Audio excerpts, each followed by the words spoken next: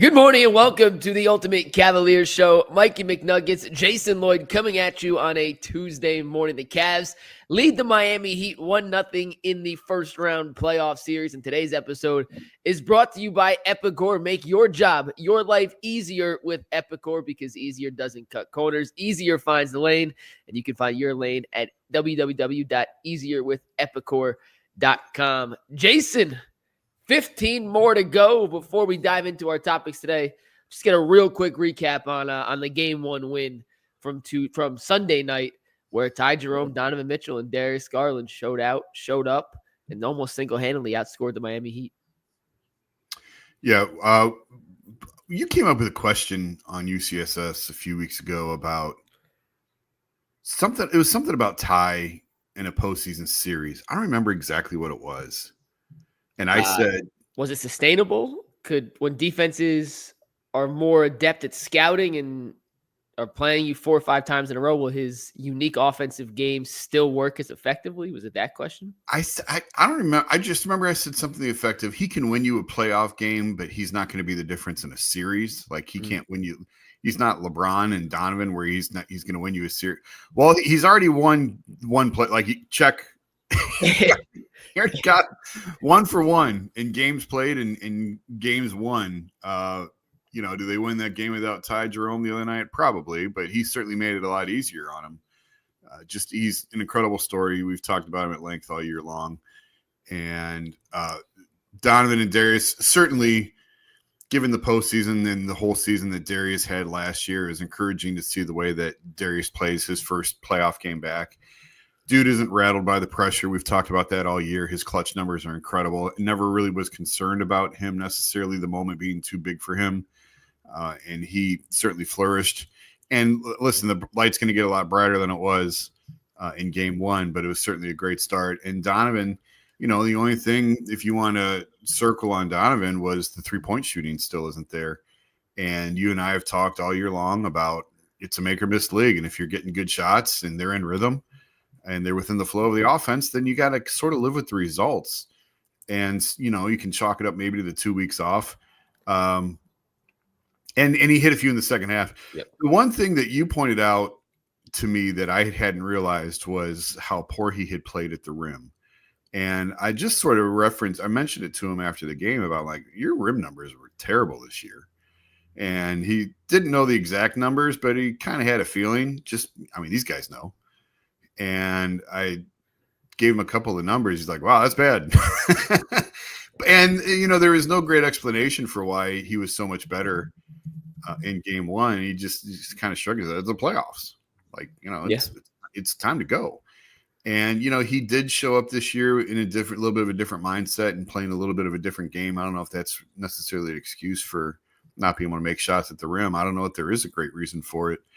But some of the moves he had around the basket in game one were phenomenal. The up and under was sort of looked like Michael.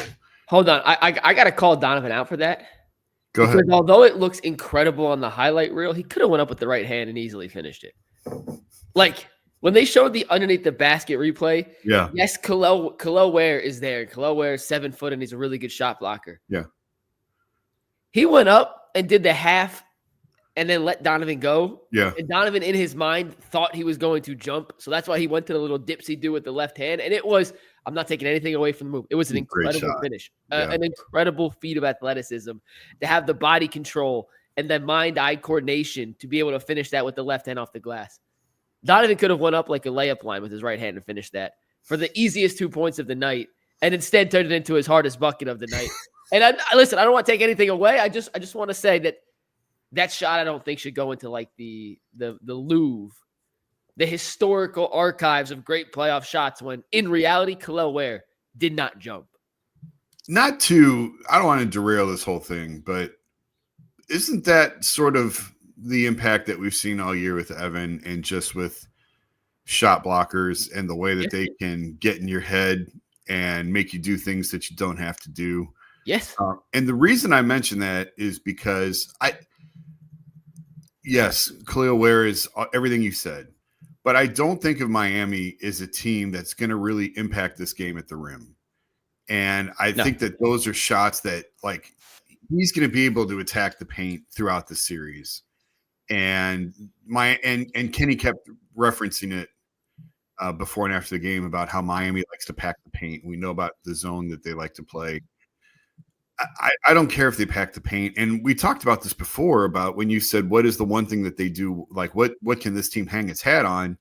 And I said it. I feel like it's you're going to be able to get to the lane. You can get to the paint with this team, and then the offense is going to really go after that. And whether that's what we saw with Donovan, attack at the rim, whether it's get to the basket and kick, drive, kick, swing, it's almost like turning the ignition. That's just the way I see it. When this team hits the lane, it's like turning the ignition on the offense. Now it's time to go.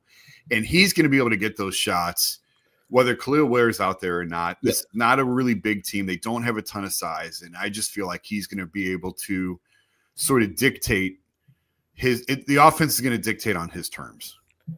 I 100% agree. Earl's calling me right now, Jason. Should I answer this live on the air? Yes. Because I'm here, not at the studio.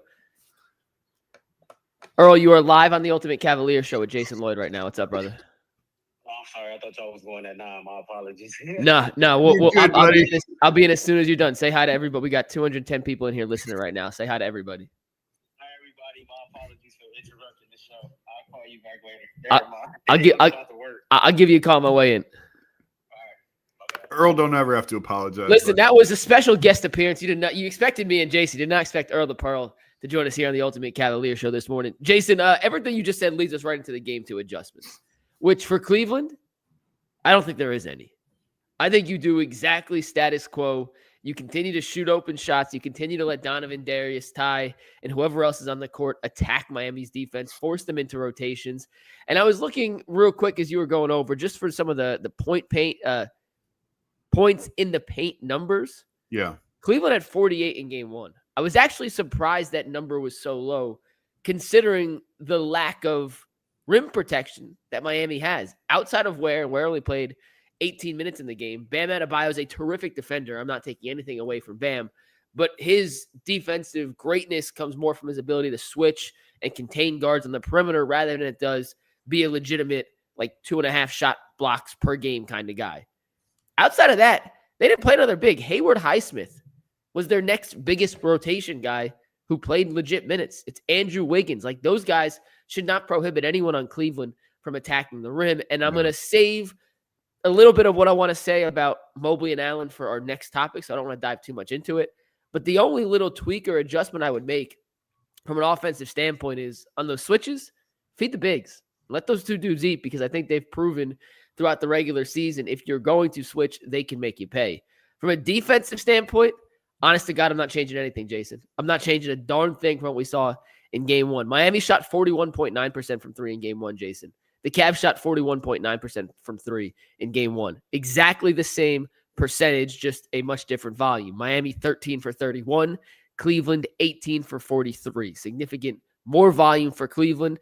And some of those threes Miami made, there's some tough shots, Jason. A couple bailouts at the end of shot clocks. And when you look at how Miami was even able to crawl, and I use the word intentionally, crawl to 100 points, and included 18 from Davion Mitchell, who was 8 of 12 from the floor and 2 of 3 from 3 in 34 minutes. If Davion Mitchell wants to go shot for shot with Donovan Mitchell, the Cavs are going to win this series in 4. It's that easy. So honestly, I understand in an 8-1 matchup, you shouldn't have to make a ton of adjustments on a game-to-game basis if you're the 1 seed. And if I was Kenny Atkinson and company, I'm not saying I'm looking past Miami. You have to win this first-round series before you can focus on Indiana or Milwaukee. But I'm kind of starting to put some stuff in here just to put on tape that I know Milwaukee and Indiana are going to have to scout and prepare for, that I have a counter built in for, because this Miami team simply cannot keep up offensively with Cleveland. Miami's not going to win this series. I never thought that they were, but I remember the Cavs were up 2-0 going back to Orlando last year, and everybody just assumed that the series was over, and it was far from over. And I do, and talking to a couple of players in the locker room after the game, the fact Miami played 3 games in 5 days in 3 different cities, they had to pack for 9 days basically when they left for the play-in tournament. They haven't been home since, and they've been in a different bed every night. And to be able to unpack your bag for a couple of days and get off your feet and get some rest. I'm sure they watched film yesterday. I'm sure they saw a lot of things they can clean up. They'll get a good practice in today, get a walkthrough in tomorrow morning. And I think, Tristan flat out said this, they're going to be much better. Miami's going to be a lot better in game 2 than what you saw in game 1. Ultimately, I agree with you. I don't think they have the firepower and the offensive punch to go shot for shot with the Cavs. And it's a lot of times the playoffs, sometimes it gets to a shot for shot type situation. And, watching Miami score at times sort of felt like watching the Cavs under JB. Yes. How many times did we see that team struggle to get to 100 points in a playoff game? And that was sort of Miami in game 1. And so I don't think Miami has the horses to win the series. But I do think, and I sort of wrote about this, I think they can really push them. And that's not a bad thing. Tristan was the one that, as soon as I walked over to Tristan after the game, and Tristan, I've known Tristan for 15 years. So I've covered that guy for almost 15 years. So I just walked over and said, what do you think? What's the difference in the series? What's the key in the series? And he said, physicality. It's always physicality. It starts with physicality. And then he just said, this feels like 2016 Detroit. And I didn't make that connection at first. I couldn't figure out where he was going with it, because that was a really young team, that Pistons team. They didn't have a lot of veterans, certainly didn't have championship experience. And the coach was a good coach, and then the way he just sort of explained it, that was a tough series. He said, we swept them, but that was not a normal sweep. And that's the best kind of sweep, by the way. Yeah. And he and I sort of went down memory lane at that point, and we sort of went game by game. And he talked about the shot Kyrie hit in the corner of game 4 of that game to win the series. And it was, go back and watch it. It's an unbelievable play if you can find it. Matthew Dellavedova with a skip pass down the baseline to Kyrie in the corner. Kyrie hits the 3 in Detroit to send him home and end the series. And Tristan felt like that prepared them for the road ahead. And, I don't know what they would have gotten necessarily had they played the Bulls in round 1, had they played Atlanta in round 1, and they were able to, I said on the show last week, Atlanta could be a sweep, no more than 5. And I just felt like this Miami team is going to be much more of a challenge, which isn't a bad thing. You want something to prepare you, a sparring partner almost to get you ready for the heavyweight fight. Because, buddy, before they even get to the NBA Finals, they got a heavyweight fight coming in the middle of May if this thing goes the way that we think it's going to. And so I think this could be a real positive for this team to have to start off with Miami. The one thing Miami is going to do in game 2 that I'm most certain of is Spo is going to throw every junk science defense in the history of basketball at Cleveland and see if any of them stick. We talked at length this season about Cleveland's use of the 2-3 zone and how Max Strus was crucial in implementing that 2-3 zone. Why? Because he took it from Spoelstra and that Miami Heat coaching staff. They sprinkled in a little 1-3-1. They tried a little full court trap. They tried a little half court pressure, trap and release in game 1. They were down 20 in the fourth quarter, so I'm not saying it's going to work, but at least it can change the tempo of the game and stop Cleveland from going on any type of cavalanche, because once that cavalanche happens, it is very, very difficult for teams, even with firepower, to climb back and swing the momentum, especially in Cleveland. Yeah. So I expect Spo to go full junk ball, Tim Wakefield level knuckleball defense in game 2, just to try and throw Cleveland off its scent. All right, Jason, we got to get to some reads here. Our first read of the day is from FanDuel. The NBA playoffs are in full swing, and right now, new customers can score big on FanDuel if you bet $5 and that $5 bet wins. You can win $250 in bonus bets on FanDuel. You can bet on any kind of playoff situation you want, lines, spreads, over-unders, player props, you name it, FanDuel's got it. Head over to FanDuel.com/UCSS to get in on the action today. Today's show is also brought to us by Amazon Fire Stick. Amazon Fire Stick can turn any TV, any device into a gaming system. How? Just grab your controller, sign into Fire TV Stick 4K, and join the Xbox Game Pass Unlimited with EA Play included, and you're ready to dive into hundreds of premium titles from EA Sports College Football 25 to Call of Duty Black Ops 6 as easily as you stream your favorite shows. It's gaming made simple, and it's all on your Fire TV. Head to Amazon.com/Fire TV Locked On to get started. Xbox Game Pass, an ultimate subscription and compatible controller required. Available on select devices, including the Fire TV Stick 4K 2nd Gen, Fire TV Stick 4K Max 1st and 2nd gen, and Fire TV Cube 3rd gen. All right, Jason. In Game 1 against the Miami Heat, Jarrett Allen and Evan Mobley combined for 21 points, 18 rebounds, 2 assists, 3 steals, and 1 block. If either of them put up that stat line individually, we'd be saying, oh my God, Evan/Jarrett had an incredible game. When those two combined for 21 and 18, it's a bit of a disappointment considering the caliber of players those two are and the level of expectations they have earned throughout their play this season. I can't foresee a world, Jason, where the Cavaliers' two bigs have a less productive game the rest of this series. I have a hard time believing that if you combine the stat lines of Evan and Jarrett, they will have fewer than 21 points and 18 rebounds in games 2, 3, 4, and however long this series goes. Am I crazy for being under that line, or are you in agreement with me that Game 1 was not the best showing for the Cavs bigs, and if they turn it on, Miami could be in even more trouble? No, I tend to agree that they can be and will be better. I think, there's worse matchups out there than Bam Adebayo is a great player, but Evan and Jarrett are going to see better than that down the line. And again, I'm thinking about Boston and Porzingis. So Evan, I was a little bit disappointed in Evan. Certainly not grabbing a rebound in the first half is inexcusable. That can't happen again. And, he stepped into the early 3, and I thought that was a great sign and felt like, okay, here we go. And then he just sort of, I just didn't really feel his presence as much as I thought that he just didn't impact the game as much as I thought that he would.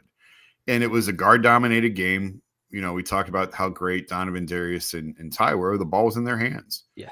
And there's going to be that's going to happen. You're going to have games like that. And we'll get to, DeAndre Hunter and some of the guys that didn't play as well as in a minute. And not everyone is going to have elite games every playoff game.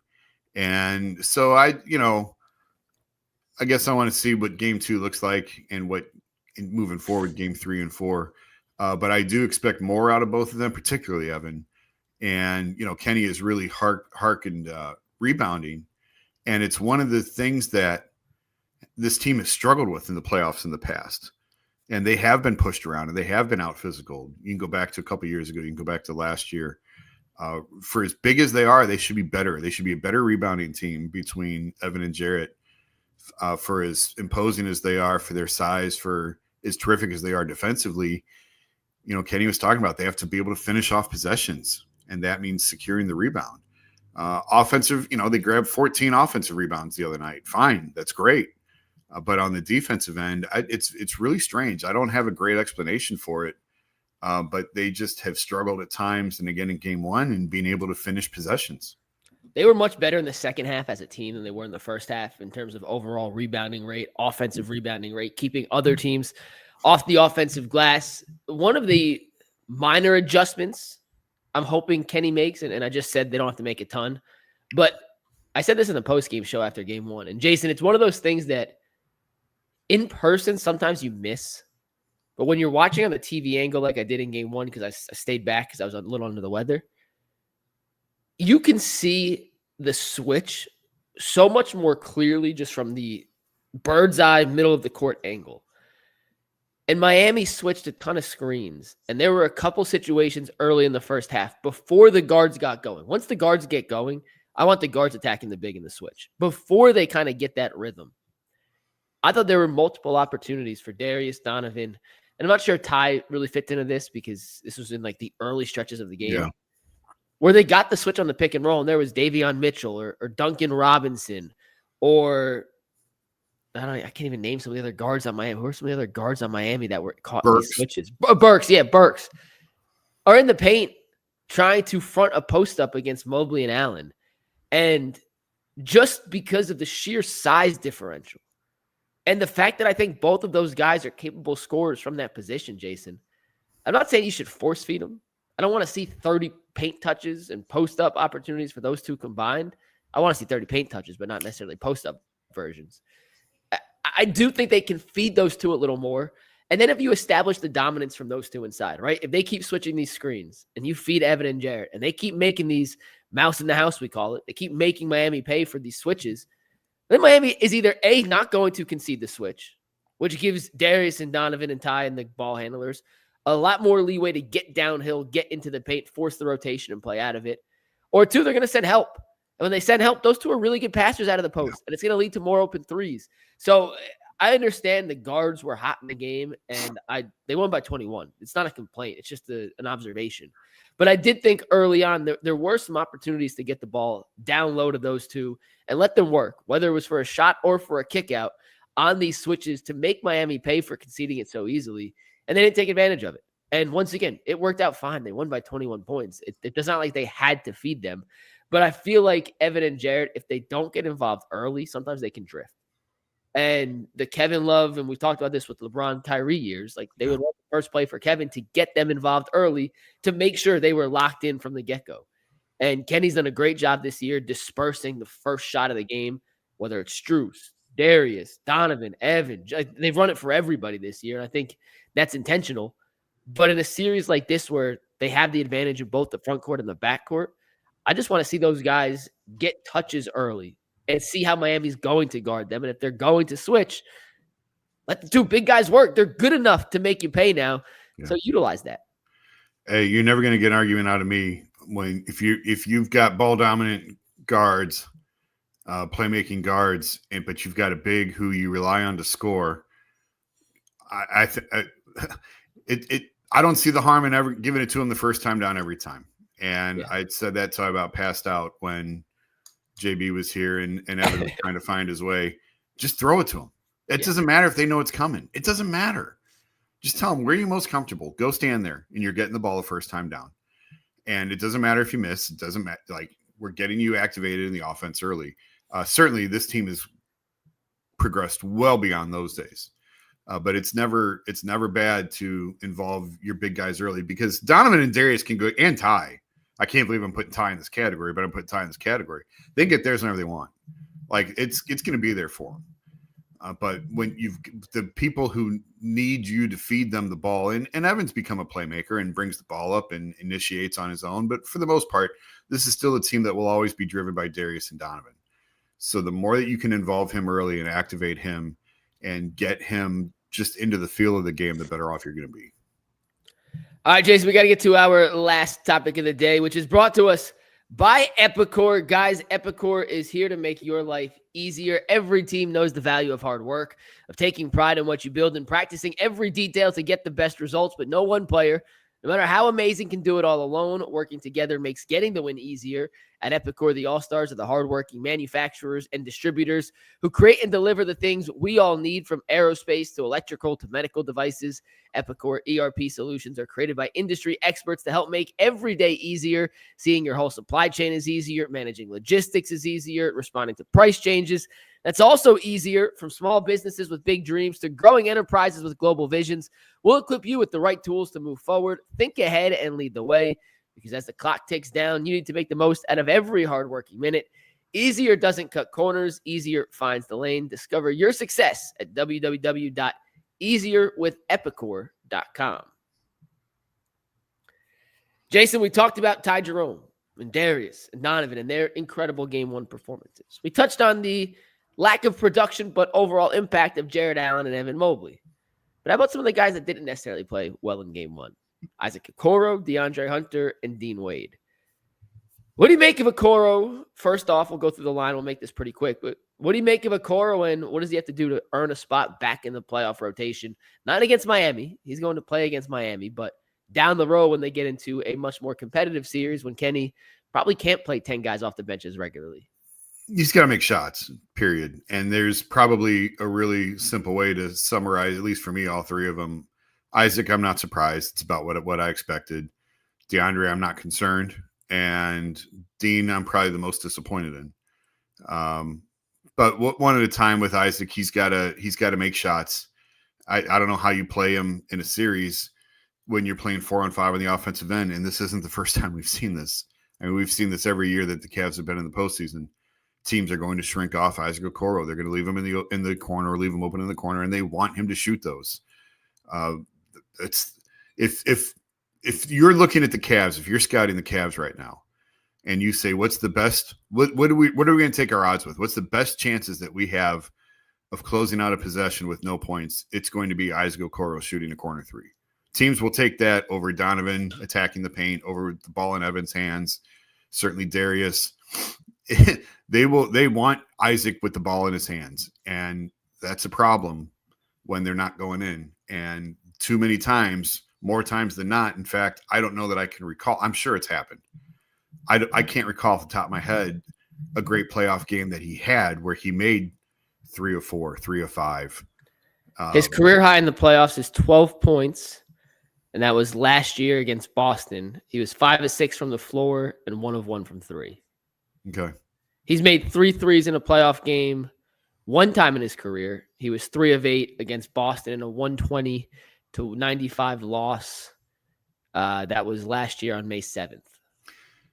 He was a minus 21 in that game, by the way. And Isaac brings value to a team, certainly. He's going to have a long career in the NBA. He's going to make a lot of money for himself. But he's not a guy that you're going to count on for big minutes when you're trying to win a championship. And we've seen the evolution of this team go from defensive to offensive by Sam Merrill taking those minutes. And Sam can hold his own defensively. But, I don't know that anyone's going to put Sam in the same class as Isaac defensively, but he's a better shot maker and he's more of a threat. And teams have to be aware where he is on the floor. And so he's going to get those minutes. So I'm not surprised by anything we saw out of Isaac. I thought if there was going to be a breakthrough with Isaac Okoro, I thought it was going to be last year. Yeah. And he had such a good year during the regular season. And you and I thought, wow, he's going to break the bank. If he can go out there and make these shots in the postseason, well, he didn't make those shots in the postseason. It sort of was the same thing that we've seen before. So until proven otherwise, I don't know how you can expect anything different. So I'm looking up some Dean Wade playoff stats. And Jason, I'm going to throw out a bunch of these at you. I'm shocked by some of these. You ready? I'm not. Go ahead. Last night was Dean Wade's just his 6th career playoff game? Yeah, he's had a lot of injuries. Last night or Sunday was his first career playoff win. He was 0 for 5 in his first 5 playoff games. Wow, I didn't realize that. Me either. 3 against Boston last year. He did not play against Orlando. And he was in 2 of the losses the prior season when they lost to the Knicks in the first round. I know he was awful against the Knicks. I don't remember last year against Boston. He played 10 total minutes in that series, Jason. Against the Knicks? Against the Knicks, 10 total minutes. Attempted 1 shot in those 10 total minutes. Grabbed 3 rebounds and was a minus 20 in those 10 total minutes. Jeez. Against Boston, he was a plus 12 in a game, and he was a minus 27 in a game. In his career in the playoffs, he's 4 of 14 from the floor and 3 of 11 from 3. 1 of 3 from the free throw line. Yeah. He has 10 points, or 10 rebounds, in almost 10, 60, in almost 80 playoff minutes. He has 10 rebounds. I did not realize Dean Wade was such a non-factor in the Cavs' most recent 2 playoff runs. In my head, he's just been part of those units. And right. I know injuries play a role in it, but to think Dean Wade in his playoff career has 4 made buckets feels incredibly few. Considering Isaac Okoro, just for comparison's sake, has made 36 shots in the playoffs in 18 career playoff games. Like during that same stretch. It's the exact same stretch that those two have been together in the playoffs. One has 36 career makes, one has 4. The Dean Wade thing is baffling to me, Jason. I have been a Wade warrior for the last 3 years. Yeah. I have bought a large, it's not a mansion, but it's a large townhouse on Wade Island. And the regular season statistics back up everything you need with this guy. It's not the box score stats. It's not the counting stats. It's not even the advanced analytics. He's a connector. He's in the right spot at the right time. He's a very good help defender. He's a really good rebounder. The Cavs' rebounding numbers when Dean Wade are on the court versus when they're off the court are night and day. They go from like top 10 in the league when Dean's on the court to bottom 10 in the league when Dean is off the court. And that wasn't necessarily the case this season, but over the course of his tenure in Cleveland, they've been significantly better on the glass when Dean's on than Dean's off. He's 6'9.5". He's long. He's versatile. I think he's arguably their best one-on-one option against a guy like Jason Tatum or Jaylen Brown or SGA. Go back to that first matchup when Cleveland beat OKC on January 8th, right here at Rocket Arena. who did an incredible job of staying in front of SGA and forcing him to take tough shots. He's going to make his shots. He's SGA. One of the top 2 betting favorites for MVP. I think he should win, but that's just my 2 cents. I also have a large ticket on him to hopefully win, so I'm maybe speaking that into existence. But who did a better job than anyone else on Cleveland at forcing him into shots that he didn't want to take? It was Dean Wade. Yeah. Dean Wade does a lot of good things in the regular season that lead to winning basketball.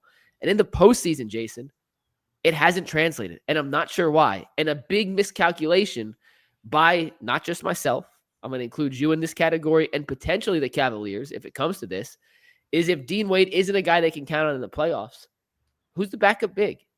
Because it's fine if Evan Mobley and Jarrett Allen aren't in foul trouble. You can keep one of those 2 on the court for 48 minutes of the game in a close game if neither's in foul trouble. But God forbid one of those 2 gets in foul trouble, right, Jason? And you have to shift your rotations around because let's just say Evan, for example, isn't able to play his normal 16 minutes in the first half. And you got to fill some minutes because Evan picked up his second foul early. You playing Tristan Thompson? You could play DeAndre Hunter as one of the backup bigs, but you want to talk about rebounding. For all the good DeAndre Hunter does, rebounding is not something he does particularly well. For his size, his length, and his athleticism, his rebounding numbers leave a lot to be desired. That's putting extra stress and minutes on Jarrett Allen, who's more than capable of filling in, but he's not the same caliber of guy in the 12th, 13th minute of a stretch as he is in the 6th or 7th minute of the stretch. They don't really have a backup big. Dean Wade was supposed to be that guy. And if he's not able to be counted on in a playoff scenario, I'm not quite sure where Kenny turns to get some of that size and keep some of that length on the court without sacrificing a ton of their rebounding prowess and a ton of their defensive switchability prowess against teams that can make them pay for not being as adequate in those areas. It's not Miami. It's not Miami, and it may not even be a second-round series. Maybe it is just Boston and OKC, or whoever they play in the finals. But if Dean Wade's not a guy they can count on in the playoffs, Jason, that does open up a relatively, I don't want to call it large because it's a backup big. It's a backup spot. But it does open some question marks as to who the heck are they going to play if they need to play one of these guys, if God forbid Jarrett or Allen get in foul trouble. It's DeAndre. DeAndre is the backup big, and you're 100% right on the rebounding. Dean, I said all year I thought their best starting lineup was with Dean at the 3. And we saw that early when Max was out with the ankle and before DeAndre was here, that was Dean's spot. And man, that offense cooked. And I've liked him in that role. And watching him the other night, and it's one game, but it's not. Like, it's one game this year. And the way Kenny got into him coming off the floor is telling. Because do you know what that was over? I know there's media availability today. I'm hoping someone asks. It's during UCSS, so I won't be a chance to be there. But I'm very curious as to what set him off. Yeah, I don't have the answer to that. I should have asked in the locker room, but there's 100 other things going on. I wasn't really thinking about it. But it's unlike Kenny to do, and he never went back to him. And I remember when the Cavs acquired Rodney Hood. And Rodney was awful in the playoffs in 2018. Awful. And it was to the point where they took him out of the lineup and then tried to put him in a game against Toronto at garbage minutes at the end, and he refused to go in. He didn't go in. And I just remember talking to a couple people in the league who said, like, hey, Rodney don't have the stomach for postseason play. Like, that was the thing on him for years. The scouting report was he don't have the stomach for this. And I wrote after the game, I'm getting concerned that Dean Wade doesn't have the stomach for postseason basketball, because there are some guys who love the moment and there's some guys who don't. And until proven, like, I've been willing to make excuses for him for a long time that he was coming off injury against the Knicks. And while it was, there was a lot going on with him, they basically moved on from Kevin Love, a franchise fixture, for Dean Wade, because they wanted to clear that spot for Dean, and Kevin wanted to play more, and it wasn't working here. And, there was some mental and emotional that went along with that. And I've always made excuses for Dean. And then the other night, to watch him be a zero and to watch Kenny get into him and to watch him not play until garbage time in the second half, it's like, I'm not saying this definitively, but I'm just throwing it out. Maybe he is one of those guys. Yeah.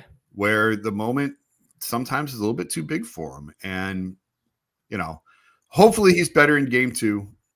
I'm sure that whatever it was, he ought to be motivated, because he's got 3 days now to think about it. and we'll see how he responds to it. And I hope I'm wrong. I'd love to be proven wrong. I hope that he comes out and makes 3 threes and grabs 5 or 6 rebounds and has the type of defensive impact that we know he's capable of. That's the part that's disappointing, is because you expect more from him. He's proven it. He's proven he can give you more. And then when they don't do it at the biggest moments is when that disappointment sets in. So this is a big series for Dean to prove that he deserves his spot going forward. And then with DeAndre, I'm not worried about him. He didn't play well at all either in game 1. He missed some shots. That's going to happen. And they didn't need to go back to him. I just go back to this, Jason, and we'll wrap on this. In the 5-6 weeks out from the playoffs, when we were talking about playoff rotations and how guys like Isaac and Merrill, Javonte Green and Craig Porter Jr., those guys might be fighting for that 8.5, whoever the extra half guy in the rotation would be. The 3 reserves that we were all confident in were Dean Wade, Ty Jerome, and DeAndre Hunter. Like, it was an easy 8 for us to pick, and then it was who else fills that role. And maybe we were all just flat out wrong. And that's something that we won't know until we get deeper into the playoffs. And Dean Wade can certainly rebound tomorrow night against Miami, have a great game, and this discussion all goes to the wayside. But look at the track record. Look at what happened on Sunday. Look at the rotations Kenny went with. I mean, once Dean got yanked and got chewed out on the bench, he never went back to him until garbage time. Like, never went back to him. Sam Merrill played 24 minutes in the game. Yeah. Wade played 7, and 2 of those came in garbage time when they emptied the bench.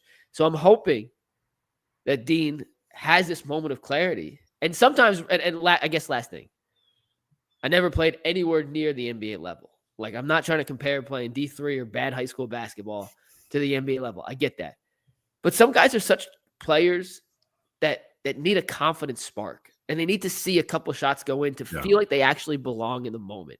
And you don't have to worry about that with like Ty Jerome. Like Ty talked about before his first playoff game. I forget who did the interview. Maybe it was Fedor. But he said, I think it was Cleveland.com. He said, like, it's just basketball. I shoot the same way. I dribble the same way. It just had to slow down in my head. Yeah, I was excited, but once I got out there, I was fine. Like, some guys need to like snap into the rhythm of a game to feel like they're actually just doing what they do. And it feels like the game's been moving way too fast in the playoffs for Dean. And Isaac Okoro fits that same category. And you look at the numbers, he's 13 of 52 in his career from 3 in the playoffs, Jason. That's 25%. Yeah. He has more games with 0 made 3-pointers with at least 1 attempted in the playoffs than he has with games that he's made at least 1 3-pointer. He has in 18 games, 4, where he's made more than 1, and teams are leaving him open intentionally. There are certain players that just need to make a few shots to be able to settle themselves in. And the playoffs is a tough time to have to go through that up and down roller coaster to find that settling point to where you can just play basketball. But an 8-1 series against Miami where they don't have the firepower to keep up with you is about as good of a playoff situation as you could hope for to get guys like Dean and Isaac settled. So hopefully game 2 brings a little more productivity from those 2 guys off the bench, because if they're cooking and they can keep cooking, this whole Cavs future looks a whole lot different. Yeah. Well, game 2 tomorrow night. I'll be there. You'll be there. 7:00. Is that tip off? I think so.